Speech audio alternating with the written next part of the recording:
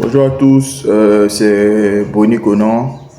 Alors aujourd'hui, on va parler de la pensée géographique en griffe.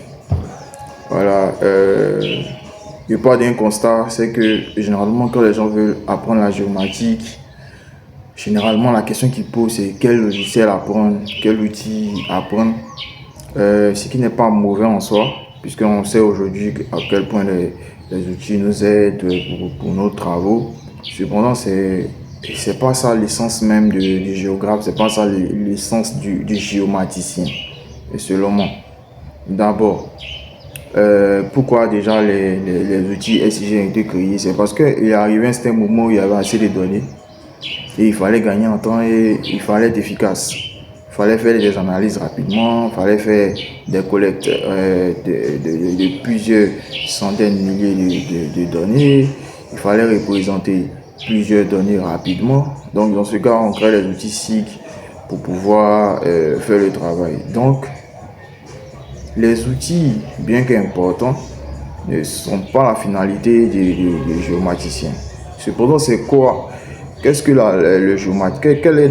Doit être l'âme du géomaticien? Son âme, c'est sa pensée, ce que j'appelle la pensée géographique.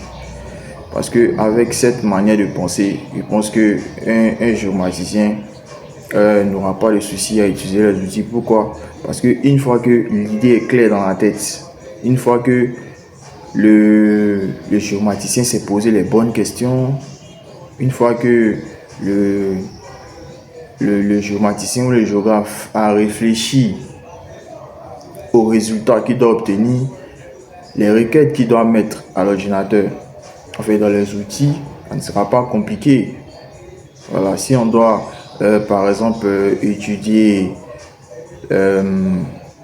par exemple en géomarketing, on doit utiliser l'emplacement peut-être d'une banque, peut-être les questions, enfin le géomaticien qui va travailler sur ce projet, à partir des questions qu'il va se poser, ça sera facile pour lui de mener à bien cette étude.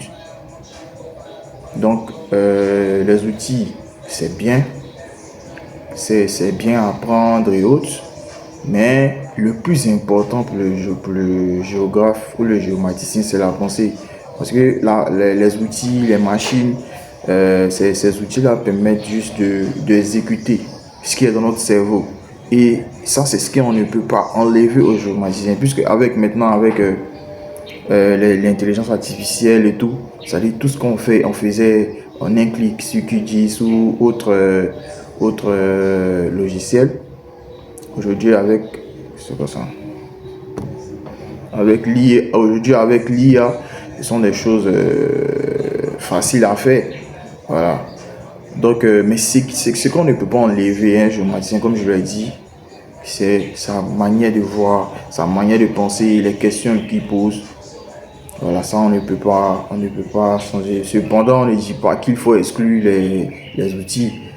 C'est clair qu'il faut forcément que les outils soient là, parce que on est dans un monde où il y a de plus en plus de données, il y a des nouvelles technologies qui sortent pour nous faciliter le travail, pour aller encore plus vite. Et il faut apprendre ces logiciels-là. Il faut toujours apprendre ces logiciels pour aller vite, pour être encore plus efficace. Mais ne jamais oublier la pensée géographique, ne jamais oublier les questions qu'on doit se poser en tant qu'un géomaticien. Peut-être que dans une autre vidéo, on aura le temps de parler des questions qu'on doit se poser en tant que géomaticien lorsqu'on est en train de travailler sur un projet. Voilà. Donc, je vais pas être long, c'est ici que va prendre fin la vidéo. Si vous avez aimé, likez, commentez, donnez vos avis. Et puis, si vous avez des suggestions à faire, on va toujours s'améliorer. On va toujours. Donc, n'hésitez pas à commenter, à mettre les suggestions. Voilà, je prends tout. Alors, merci tous ceux qui découvrent cette chaîne à partir de cette vidéo. Vous pouvez vous abonner, voilà, mettre les likes. Et puis, comme je dis, apportez vos suggestions aussi pour qu'on puisse améliorer la chaîne. Merci beaucoup.